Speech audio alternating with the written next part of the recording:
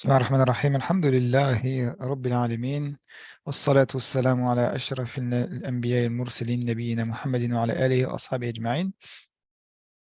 On remercie Allah subhanahu wa ta'ala, le Seigneur des mondes, et on prie sur notre bien-aimé prophète, le dernier des messagers, Muhammad sallallahu alayhi wa sallam. Et on remercie Allah de pouvoir se réunir à nouveau afin d'évoquer son livre sacré, car ce n'est pas donné à tout le monde. Et on peut tous en être privés pour une bonne comme pour une mauvaise raison. Si c'est pour une bonne raison, eh bien, on a la récompense. En effet, il a rapporté du prophète alayhi salatu wassalam, que ceux qui délaissent une bonne action parce qu'ils en sont empêchés, eh ben, c'est comme s'ils l'avaient réalisée. D'accord? Là, on parle d'une action qui n'est pas obligatoire. Si d'habitude, tu donnais de l'argent à un pauvre, ou bien tu faisais des prières en plus, ou bien tu avais un bon comportement, tu faisais des rappels ou que sais-je, ou t'assistais, ne serait-ce qu'à assister à un rappel, mais que tu ne le fais pas pour une bonne raison, un empêchement, eh ben, ça t'est quand même écrit comme si tu l'avais fait, subhanallah. Et, euh, et justement, assister à un rappel, écouter un rappel, c'est bien sûr, si c'est possible, c'est beaucoup mieux que ce soit physiquement, puisque quand on parle d'Allah, eh bien, il y a des anges qui nous entourent. Il y a des anges qui nous entourent et il y a des anges spéciaux. Allah Azza wa Jal, il les a créés juste pour ça, juste pour chercher les endroits où est-ce qu'on parle du Coran, où est-ce qu'on apprend notre religion, parce que c'est la meilleure des choses qui nous servira dans ce bas monde et dans l'au-delà, comme ce qu'on est en train de faire aujourd'hui. Il y a des anges qui cherchent et qui nous ont peut-être trouvés, je l'espère, et qui, eh bien, nous caressent de leurs ailes. Et ça, c'est ça qu'on ressent à travers Sakina. Vous avez peut-être déjà entendu ce mot. On on dit en français Sakina. C'est même un prénom assez souvent donné aux filles, qui signifie la tranquillité, l'apaisement. Quand on se sent bien à l'évocation d'Allah subhanahu wa ta'ala, eh bien, c'est qu'on a cette tranquillité. Ces anges qui viennent et qui, de par leur présence, font qu'on se sent bien. Et ces anges-là, eh bien, ils n'aiment pas ce que les êtres humains n'aiment pas. C'est-à-dire qu'ils n'aiment pas les mauvaises odeurs, ils n'aiment pas les bruits trop forts, ils n'aiment pas les mauvaises choses. Et c'est pour ça que, euh, eh bien, on fait attention à ce qu'on fait en général pour toujours avoir la présence des anges. Mais je ferme la parenthèse là-dessus. Et on commence donc, et on continue notre petite série intermédiaire sur les miracles du Coran, qui, je le rappelle, sont un des moyens de renforcer sa foi. C'est une manière de faire en sorte eh bien, qu'on soit attaché à Dieu pour pouvoir derrière continuer à agir ou bien commencer déjà à faire sa prière à l'heure, à chercher et à étudier qu'est-ce que Dieu il nous demande, pourquoi il nous le demande, est-ce qu'il nous demande juste des choses comme ça ou est-ce qu'au contraire il nous demande des choses qui sont en fait les meilleures choses qu'on doit faire pour réussir et pour atteindre nos rêves dans la vie et dans l'au-delà. Bien sûr, c'est la deuxième réponse. Tout ce que Dieu nous demande, c'est qu'il y a un bien dedans.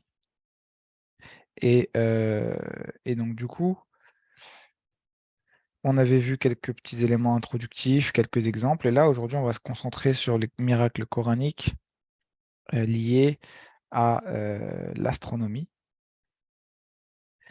Liés à l'astronomie, on en avait vu quelques-uns, comme le verset qui donne un exemple sur le Big Bang. Et aujourd'hui, on va voir d'autres versets, parmi lesquels les exemples et les miracles sur la continuité, ou en tout cas la suite de la formation de l'univers. Le Big Bang, c'est la première chose qui est connue scientifiquement parlant. Et là, tout récemment, on a découvert que comment les étoiles se sont formées après le Big Bang. Vous avez peut-être déjà vu des images de galaxies dans l'espace où il y a comme une espèce de fumée de brouillard, eh bien, c'est comme ça que c'est dans l'espace. Et c'est de cette fumée et de ce brouillard que se forment les étoiles. Et on l'a découvert tout récemment. Parce que on ne peut pas le voir de la Terre. Vous avez dû entendre parler du satellite Hubble. Et il y a quelques mois, il y a un autre satellite qui a été lancé qui s'appelle James Webb. En fait, c'est comme des télescopes, mais qui ne sont pas sur Terre. Un télescope, c'est un outil d'observation. Il y en a des petits, en tout cas qu'on peut acheter. Il y en a d'autres qui sont gigantesques, qui sont des énormes miroirs qui font plusieurs dizaines de mètres. C'est un bâtiment qui est dédié juste à l'observation. Mais malgré tous les grands satellites qu'on peut avoir sur Terre, il y a des choses qui nous empêchent d'observer correctement, comme L'atmosphère. exactement notre atmosphère, les nuages, tout simplement. Avant même d'aller jusqu'à l'atmosphère, les nuages. Il y a des nuages, s'il y a des nuages juste au-dessus du télescope, oui, c'est terminé. Mais même s'il n'y a pas de nuages, voilà, l'atmosphère, c'est-à-dire toutes les particules d'oxygène qui sont invisibles à l'œil nu, mais qui perturbent certains rayons et qui, en fait, sont notre meilleure protection.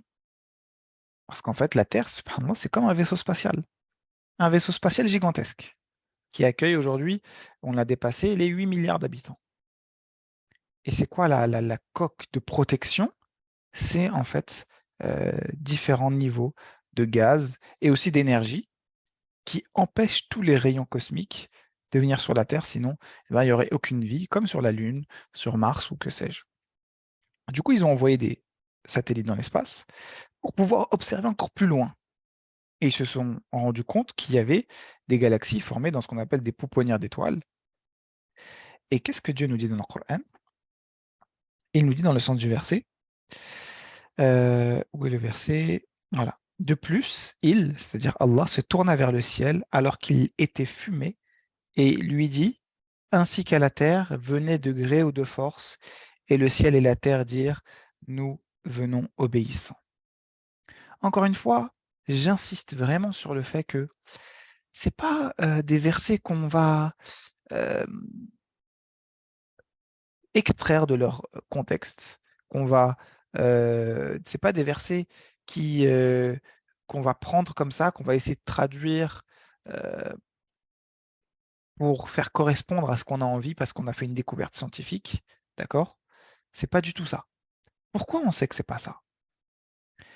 Euh, Parce que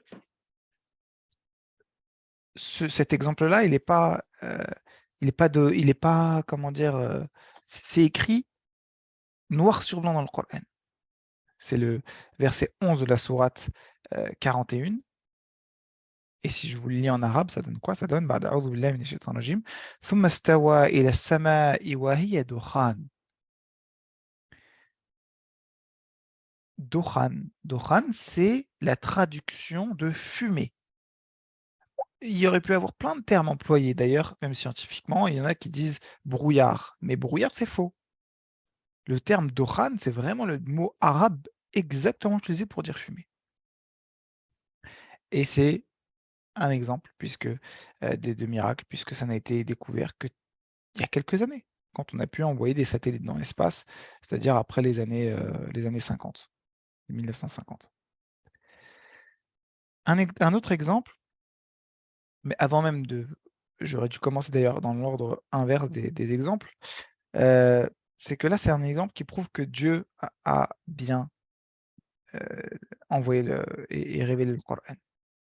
Mais si on reprend d'autres exemples astronomiques, est-ce que vous savez, par exemple, que la Lune,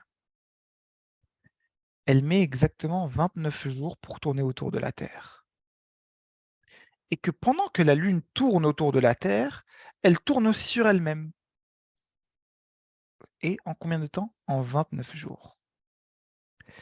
Ça veut dire que la Lune, elle a une face cachée que vous avez sans doute dont vous avez sans doute entendu parler, qu'on appelle tout simplement la face cachée de la Lune, qui est toujours la même depuis, à ma connaissance, l'existence de la Lune.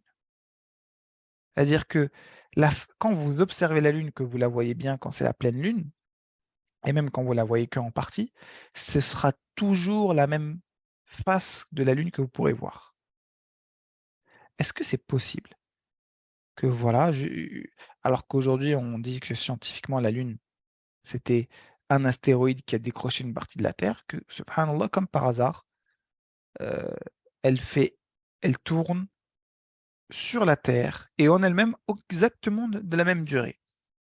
Et d'ailleurs après Dieu, il nous fait réfléchir dessus par la suite, parce que là on va dire que je ne vais pas appeler ça directement un miracle du Coran parce que c'était quelque chose qui était déjà connu avant. Parfois, il faut aussi être honnête et pas chercher les miracles pour dire qu'il y a un miracle, d'accord? Dieu dit dans le Coran: «C'est Dieu qui fit de la nuit un repos et établit le soleil et la lune selon des calculs», dans la sourate 6, verset 96. Mais ça, c'est pas un miracle directement du Coran parce que, bah, des peuples qui existaient depuis des millénaires avant la communauté musulmane f a étudiaient déjà l'astronomie. C'est connu chez les Mayas, chez les Incas et cetera. Ça existait depuis des millénaires ça, les calculs sur la lune et cetera.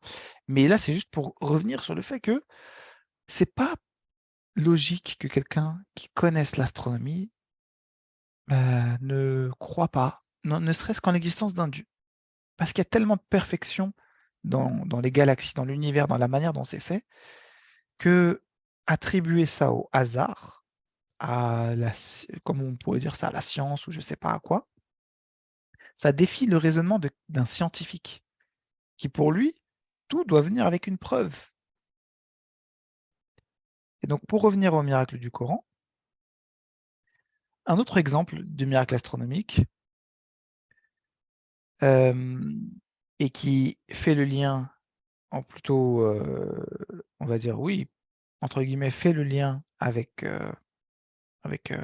les autres peuples et les autres, croyances qui ont précédé l'islam. Parce que je vous rappelle que en tant que musulman, on croit à la Bible, on croit à la Torah, mais on ne croit pas, heu, au fait que, aujourd'hui, la Torah ou la Bible qui existent sont, complètes, premièrement.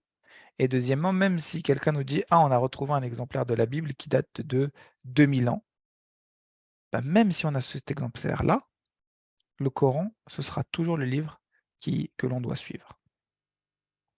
Et donc Dieu dit dans le Coran justement: «N'avez-vous pas vu comment Dieu créa 7 cieux superposés et comment il y plaça la lune comme clarté et plaça le soleil comme flambeau?»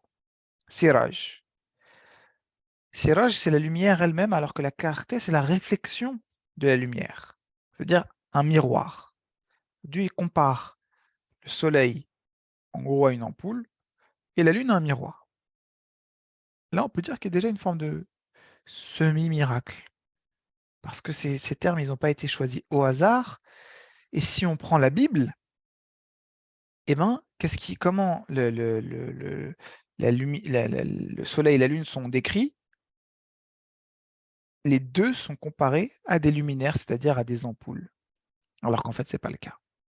Même si la lune, elle est très claire, surtout en pleine lune, elle n'émet pas de lumière.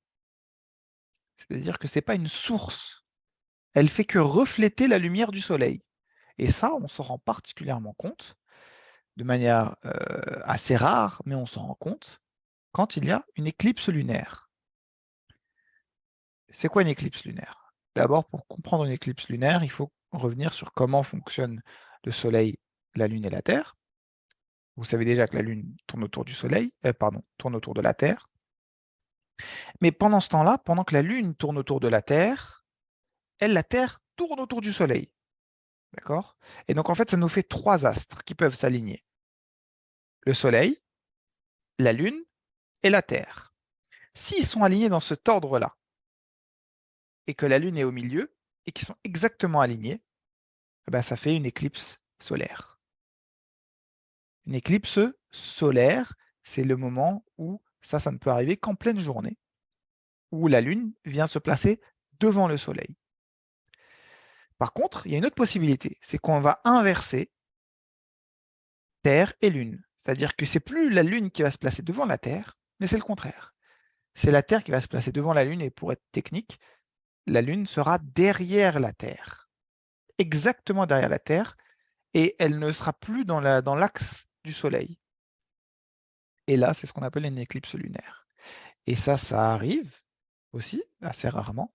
Et quand ça arrive, la Lune devient sombre et rougeâtre, rouge-orangé. Et là, elle a presque plus de lumière. Et c'est là où on voit que la Lune n'émet pas de lumière. Et ça, c'est pour ça que j'ai dit c'est un semi-miracle, parce que c'est par rapport au fait que on voit bien là que le Coran n'a pas recopié la Bible, puisque dans la Bible, les deux, la Lune et le Soleil, sont comparés à des ampoules, alors que dans le Coran, Dieu dit clairement que c'est le Soleil qui est un flambeau, un cirage, une ampoule, et la Lune qui est une clarté. Quelque chose de clair, de la même manière que là, vous me voyez, je suis clair, mais si on éteint la lumière, mon visage, il ne va pas émettre de la lumière.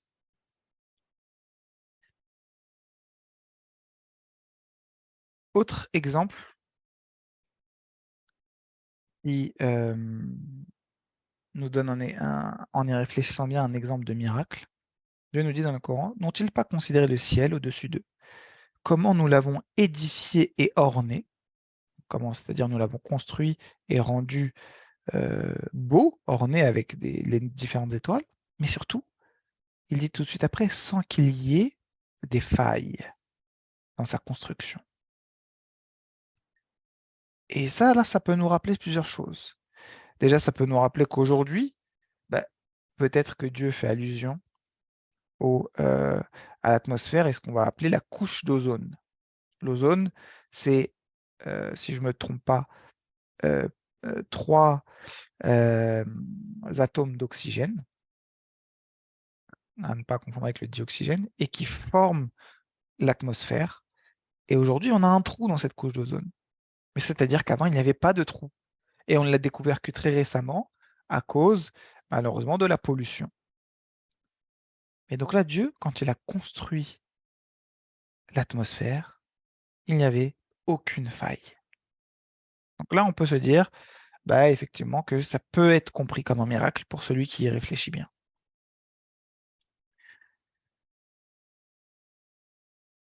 Et enfin, avec la Lune, Dieu nous dit, à la Lune, nous avons fixé des phases jusqu'à ce qu'elle devienne comme la palme vieillie. Et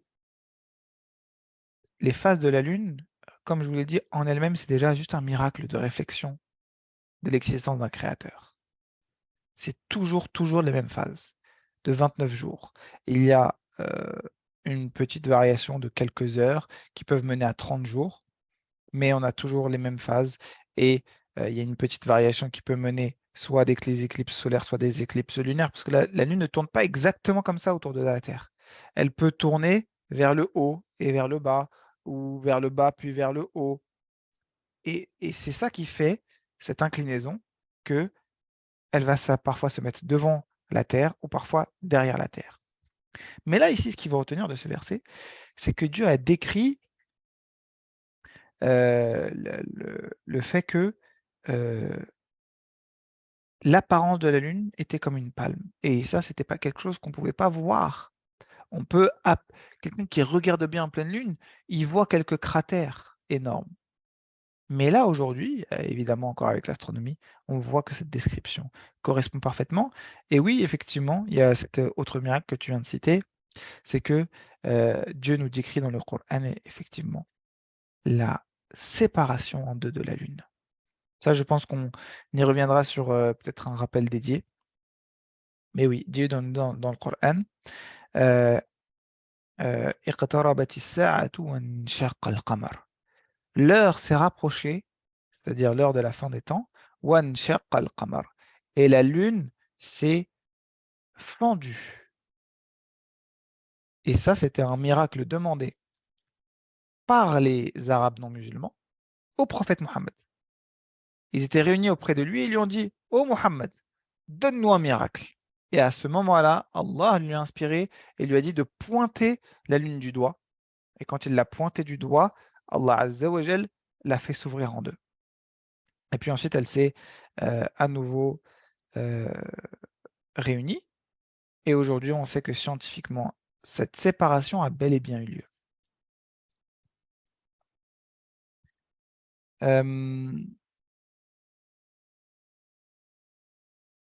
Et puis enfin, dernière chose, le ciel, Dieu dit dans le sens du verset, le ciel, nous l'avons construit, en vérité, nous l'étendons. C'est relatif à l'expansion de l'univers, parce que ça, c'est quelque chose qui est pas encore une certitude comme le Big Bang, mais en tout cas, ce verset peut être interprété comme ça, qui est relatif au fait que depuis le Big Bang, en fait, tout était réuni, puis il y a une explosion, et les étoiles, elles continuent de s'éloigner les unes des autres. Et ça, on l'a découvert encore une fois que très récemment, l'expansion de l'univers. Et là, Dieu nous décrit les choses de cette manière-là. Et il nous dit, nous l'étendons. C'est-à-dire que Dieu il continue à l'étendre. Tous ces exemples-là, ils doivent nous faire réfléchir parce que, comme je l'ai dit en tout début, Dieu, quand il nous demande quelque chose, il nous demande vraiment de méditer. Pas d'appliquer bêtement, mais après, bien sûr, si on applique, bah, tant mieux.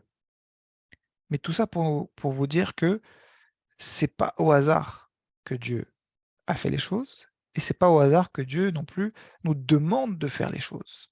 S'il nous demande de prier, ça veut pas, c'est pas parce que il veut nous faire entre guillemets perdre du temps ou que sais-je, ou nous ennuyer ou non, c'est parce qu'il sait que c'est la meilleure chose pour nous. Il sait que si on prie pas, eh ben, il va se passer quelque chose à l'intérieur de nous. Notre cœur, c'est comme, et là je parle pas du cœur physique, mais je parle de notre spiritualité, de notre foi, c'est comme un verre d'eau, un récipient. Le récipient n'est jamais vide. Vous allez me dire, bah si quand je le prends de mon armoire, il est vide. Eh ben non. Même si tu vois pas ce qu'il y a dedans, il y a de l'air dedans. Donc il peut être vide en apparence, mais il sera toujours rempli par quelque chose. Et c'est pour ça que si on prie pas, ou si on prie pas à l'heure, ou si on oublie ce que Dieu nous demande, on peut pas dire je fais pas de mauvaises actions. Parce que le cœur va tôt ou tard pencher vers une mauvaise action. C'est comme au foot.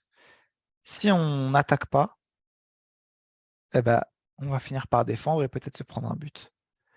Donc là, c'est pareil. La meilleure attaque, la meilleure défense, c'est l'attaque. La meilleure manière de se protéger, de se défendre contre Shaitan, c'est d'attaquer avec la prière.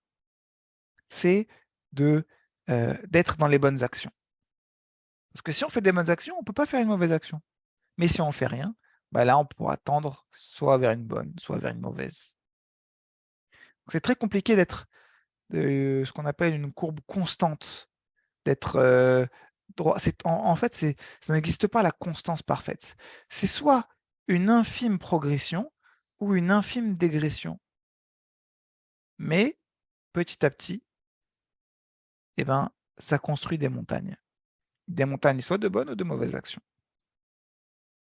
Et c'est pour ça qu'on fait ces rappels, pour ancrer et essayer d'améliorer notre lien à Dieu, nous motiver pour aller vers les bonnes actions.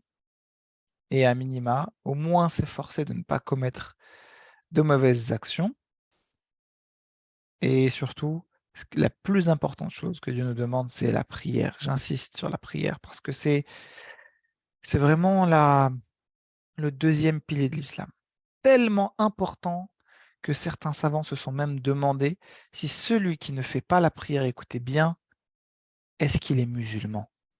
Eh oui, si vous n'aviez jamais entendu parler de ça, ben je vous le dis, pas pour vous accuser. Je ne sais pas si aujourd'hui, celui ou celle qui écoute, il fait la prière, mais pour qu'il se remette en question. Parce que délaisser la prière, si on délaisse la zakat, c'est très grave. Mais je ne connais pas de savants qui ont dit qu'il n'était pas musulman. Si on délaisse le jeûne, écoutez bien, quelqu'un ne jeûne pas Ramadan. Il boit, il mange alors qu'il n'est pas malade et qu'il n'est pas en voyage. Je ne connais pas de savants qui ont dit qu'il n'est pas musulman. Pareil pour quelqu'un qui a les moyens d'aller au pèlerinage. Pareil pour quelqu'un qui fait plein de bêtises, qui boit, qui fume, qui... Mais par contre, quelqu'un qui délaisse la prière, une grande partie des savants, à partir des paroles du prophète, alayhi salatu salam, on dit qu'il n'était pas musulman. Ça ne veut pas dire qu'il ne l'est pas. C'est-à-dire que c'est tellement grave que peut-être, je dis bien, eh ben, on peut se poser des questions sur ça. Est-ce qu'il est vraiment musulman? Parce que qu'est-ce qui fait de lui au final un musulman s'il ne prie pas? Ça existe, c'est vrai, des personnes qui ne prient pas et qui font des bonnes actions. Mais maintenant, pourquoi il fait ces bonnes actions du coup s'il ne prie pas? Parce que en islam, c'est extrêmement important l'intention. Pourquoi je fais l'action? Et oui, et c'est ça qui peut multiplier l'action par des milliards de hasanat ou la multiplier par zéro et faire qu'il n'y a plus aucune action. Je peux donner 1 centime, 1 euro, mais derrière, j'ai une bonne intention, j'ai pas les moyens de donner plus, etc., etc., etc., et derrière avoir des hasanat incroyables. Et à l'opposé, je peux donner 1 milliard d'euros. Mais je le fais pour que les gens ils parlent de moi. Terminé. Non seulement j'ai pas de bonnes actions, mais en plus de ça, je vais même en avoir des mauvaises. Donc là, c'est pareil. Quelqu'un qui prie pas, comment c'est possible qu'il réalise d'autres bonnes actions avec une intention qui soit correcte? Je dis pas que c'est impossible, mais je dis que je questionne cette personne-là. Et encore une fois, je ne lui dis pas d'arrêter les bonnes actions qu'il fait s'il prie pas. Non, de continuer ce qu'il fait, parce que c'est bien, mais de faire encore mieux en priant. En priant, parce que le prophète alayhi salam nous dit ce qui différencie le musulman et plutôt le croyant du non-croyant, c'est la prière.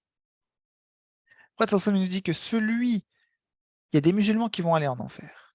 Et que pour qu'ils soient reconnus par les musulmans qui sont au paradis, eh ben, ils vont voir les parties de leur corps qui touchaient le sol, le front, les mains, les genoux, les pieds, qui ne seront pas brûlés par le feu de l'enfer parce que Dieu a interdit au feu de brûler les parties qui prient, les parties du corps qui prient.